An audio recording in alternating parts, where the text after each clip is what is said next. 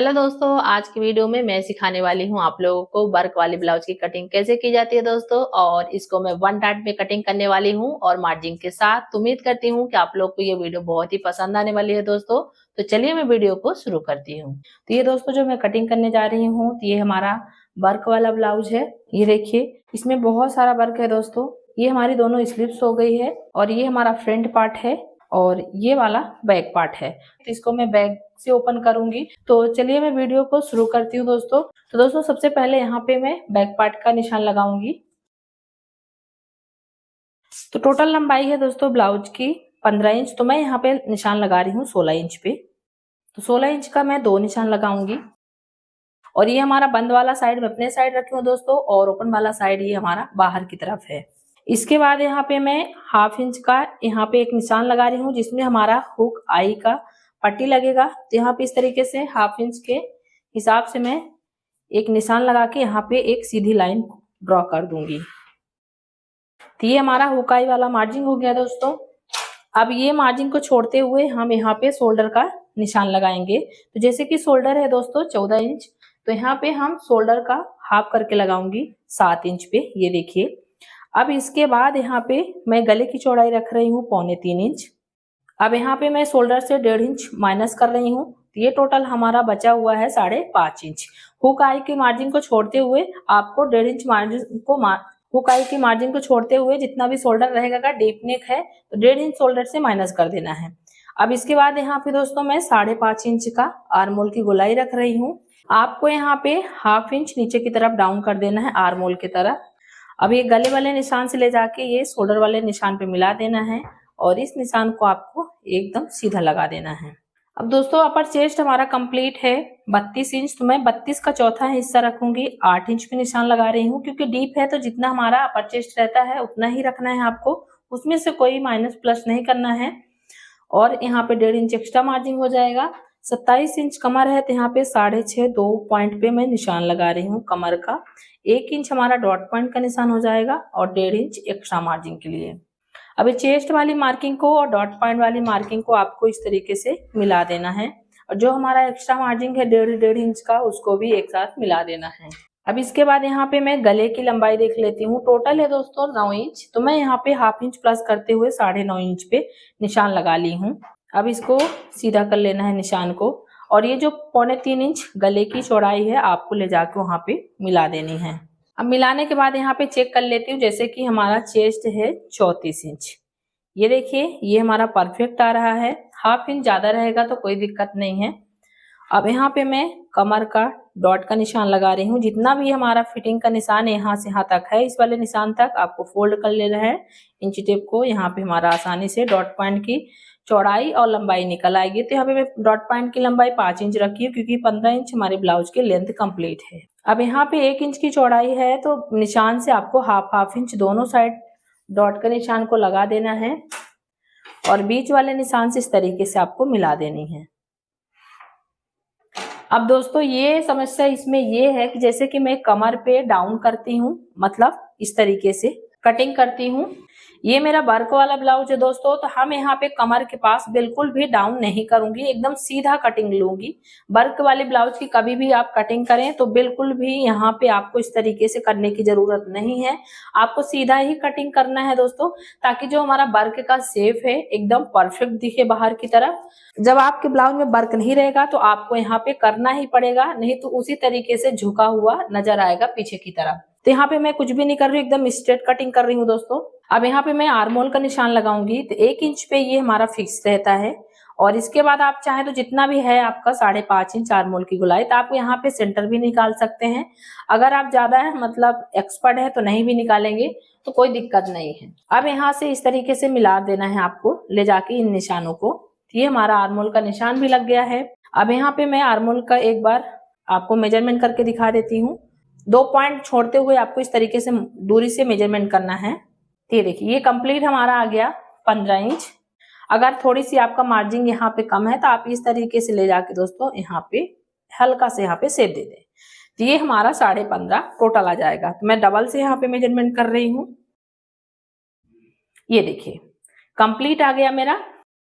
यहाँ पे मार्जिन के लिए भी है 15.5, हमारा गोलाई भी कंप्लीट क्लियर हो गया है। यहाँ पे मैं गले का निशान लगा देती हूँ। बाकी मैं गले का जो शेप है ब्लाउज के जो अस्तर है हमारा, तो उस पे मैं कटिंग नहीं करूंगी, बस निशान लगा दी हूँ। जैसे हमारा सेम कपड़े में मैं आपको दिखाई हूँ, सेम उसी में रख के सिलाई लगाना बताऊंगी। तो मैं गले की कटिंग नहीं करूंगी दोस्तों, बाकी मैं बाहर बाहर से कटिंग करके आपको दिखा देती हूँ।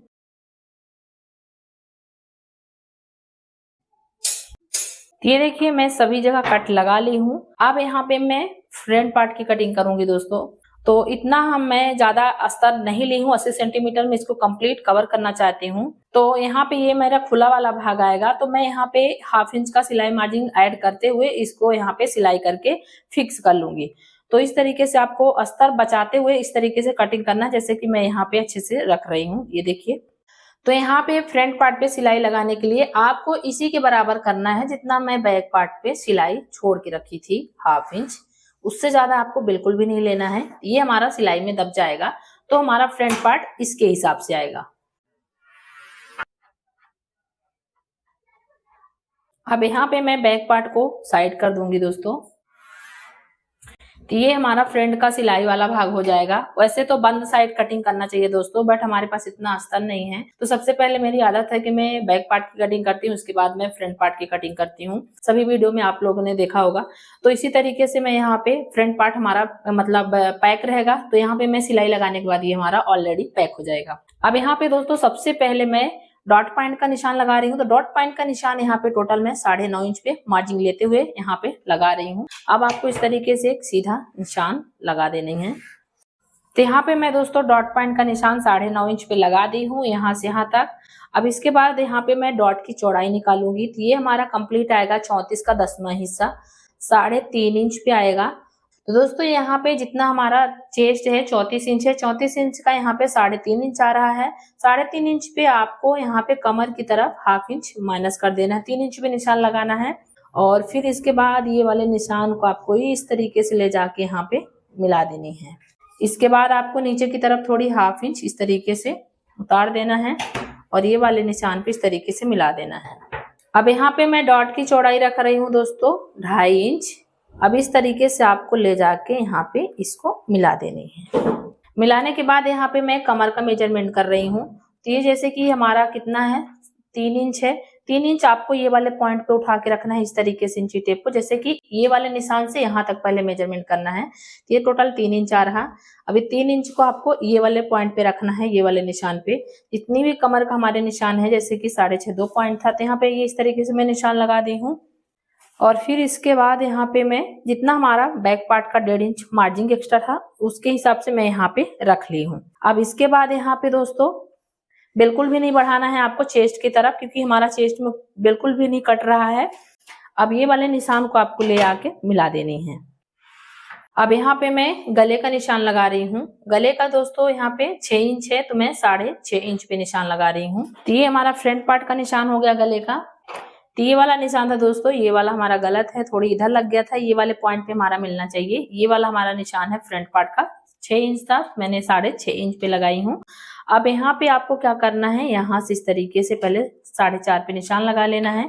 इसके बाद आपको 1/2 इंच अंदर की तरफ इस तरीके से एक निशान लगाना है। तो जैसे कि ये हमारा पहले वाले एक सीधा निशान था, ये बैक पार्ट का हो गया। इसके बाद आपको यहाँ पे जाना है ये फ्रंट पार्ट के लिए।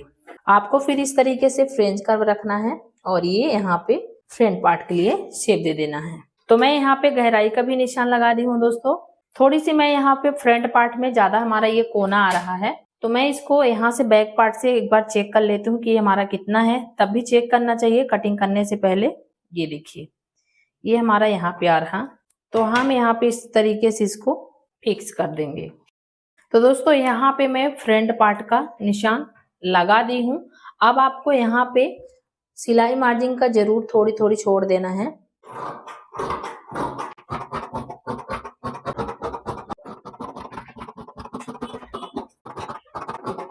अब यहाँ पे दोस्तों ये डॉट की कटिंग करना है।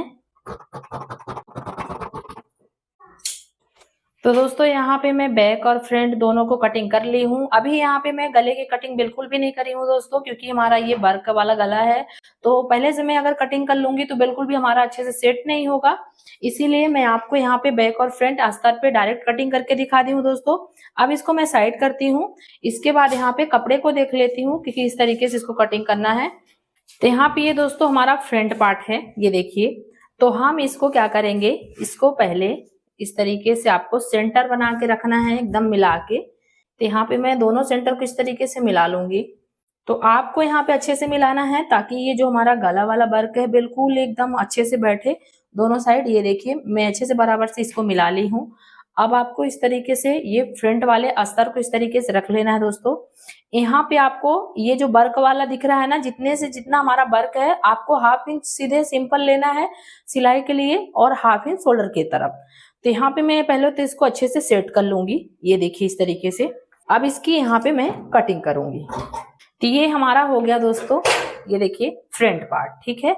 अब मैं यहाँ पे कटिंग करूंगी बैक पार्ट की।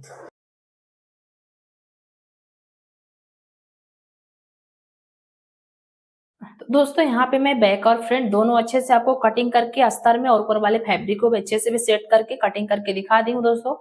तो दोस्तों हमारे ब्लाउज की कटिंग कंप्लीट हो चुकी है। मैं इसकी स्टिचिंग अगले वीडियो में अपलोड करने वाली हूँ, तब तक आप लोग हमारे वीडियो का इंतजार करिए।